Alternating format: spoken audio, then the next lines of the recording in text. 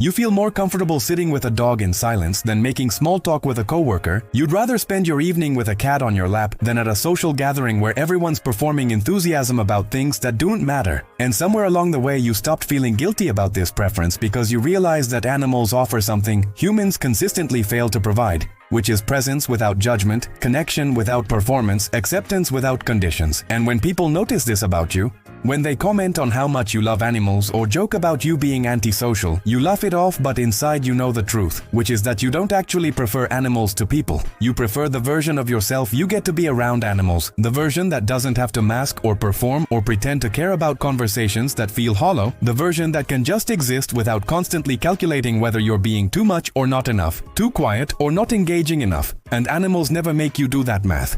Never make you feel like your natural way of being is somehow deficient or wrong or in need of correction. You've been called a loner, been told you need to get out more, been made to feel like there's something wrong with you for finding more peace in the company of creatures who can't speak than in the company of people who never stop speaking but rarely say anything real. And you've forced yourself into social situations thinking maybe you just need to try harder, maybe you just need to find your people, but every time you come home exhausted, drained by the performance of being someone who enjoys the same things everyone else seems to enjoy effortlessly. And your dog or your cat is there not asking you to explain yourself, not requiring you to be anything other than what you are. And that contrast, that difference between the exhaustion of human interaction and the ease of animal companionship has taught you something that makes people uncomfortable. Which is that connection doesn't require language, that intimacy doesn't require shared interests or constant conversation, that sometimes the deepest relationships are the ones where you can just be silent together, without the silence feeling like failure.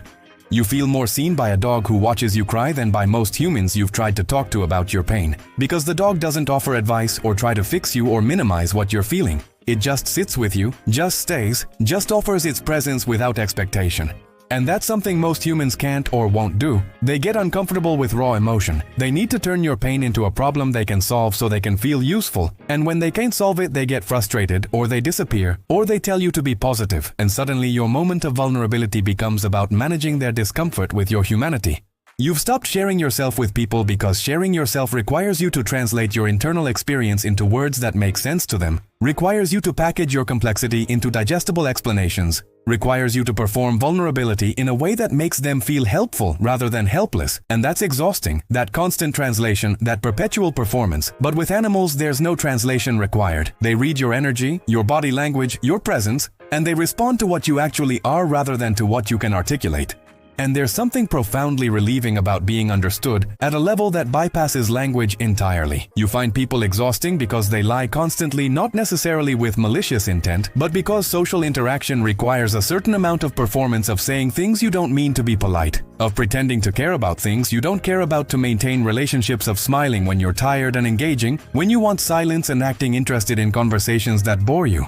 And you're bad at this performance not because you lack social skills, but because you can't unsee the inauthenticity, can't participate in the collective fiction that all these performances are genuine connection. And so you withdraw. You minimize human contact not because you hate people, but because you're exhausted by the constant negotiation between authenticity and acceptability. You watch humans interact, and it feels like watching a play where everyone knows their lines except you, where everyone's performing some version of themselves that's acceptable to the group, and you're the only one who can figure out which version you're supposed to be. And meanwhile, animals just are.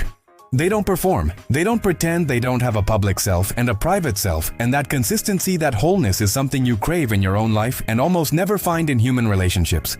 You prefer animals because they can't betray you with words, can't gaslight you, can't manipulate you with language, can tell you your reality isn't real, or your feelings are wrong, or your perceptions are distorted. And if you're honest about it, which most people aren't ready to be, a significant part of your preference for animals is actually about safety, about protection from the specific ways humans have hurt you, dismissed you, invalidated you, used your vulnerabilities against you, and animals can't do those things. Animals can hurt you physically, but they can't wound you. Psychologically, can't make you doubt yourself, can't convince you that you're the problem when really they're the one who failed you. You've been told you're avoiding people, avoiding life, avoiding the necessary discomfort of human relationships, and maybe that's partially true. But what they don't understand is that you're not avoiding connection. You're avoiding disconnection disguised as connection. You're avoiding relationships where you have to betray yourself to maintain them. You're avoiding the exhaustion of pretending that shallow interactions count as intimacy. Here's what actually created this preference, and it's not because you're broken or antisocial or incapable of normal human relationships. It's because at some point, probably repeatedly, human connection hurt you in ways that taught your nervous system to associate people with danger, with judgment, with the possibility of rejection or betrayal or abandonment, and your brain, trying to keep you safe, started routing you away from that danger toward the safer harbor of animals who can't hurt you in those specific ways, who can't use language as a weapon, who can't reject the authentic version of you because they don't have access to the social conditioning that tells them the authentic version is wrong. Maybe you were sensitive as a child and people told you to toughen up. Maybe you were quiet and people interpreted that as weakness. Maybe you were different in ways that made you a target for exclusion or mockery. Maybe you tried to connect authentically and were met with dismissal or ridicule. And you learned the way all animals learn, through pattern recognition and consequence, that humans are unpredictable in their acceptance, conditional in their love, and dangerous in their judgments, while animals are consistent, present, and accepting. And given those two options, your nervous system chose the safer one, chose the connection that doesn't require you to edit yourself, chose the companionship that doesn't punish you for being who you are. The brutal truth that most people won't say because it undermines the social contract we're all supposed to buy into is this: preferring animals to people isn't a pathology. It's a rational response to growing up in environments where human connection was inconsistent, conditional, or painful.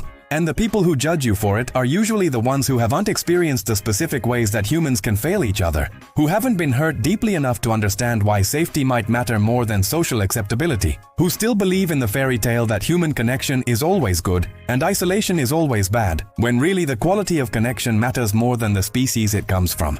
Your preference for animals is your system's way of saying that it would rather have genuine connection with a being that can't speak than false connection with beings who speak constantly but say nothing real, and there's nothing wrong with that. There's nothing that needs fixing.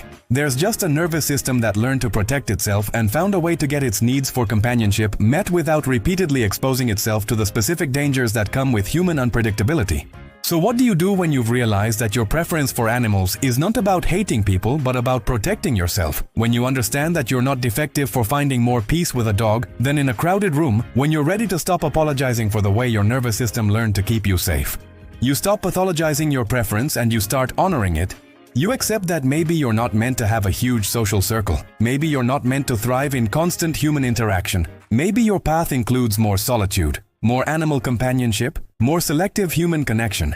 And that's not settling. That's not giving up on life. That's just you building a life that actually works for your nervous system instead of forcing yourself into a life that works for other people's expectations.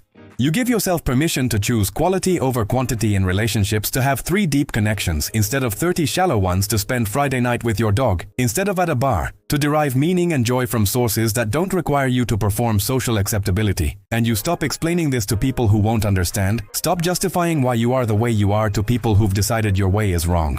You practice distinguishing between isolation that comes from fear and solitude that comes from choice, between avoiding people because they scare you and choosing animals because they fulfill you. And maybe over time, maybe with patience and intention, you find 1 or 2 humans who can offer you what animals offer, which is acceptance without judgment, presence without agenda, connection without performance. And you build relationships with those rare people while still honoring your need for animal companionship, for the unconditional presence that only creatures without language can provide. You like animals more than people, not because you're broken, but because animals taught you what connection should feel like, what acceptance looks like, what presence means, and most humans can't or won't offer that. And that's not your failure. That's not your problem to fix. That's just you having standards for connection that prioritize authenticity over social convention, depth over breadth, peace over performance, and the world might judge you for it. But your nervous system, your dog, your cat, they know the truth, which is that you found connection where it was actually available. You chose safety where it was actually offered. And preferring animals to people isn't misanthropy, it's wisdom. It's your system recognizing that not all connection is created equal and choosing the kind that doesn't require you to betray yourself to maintain it.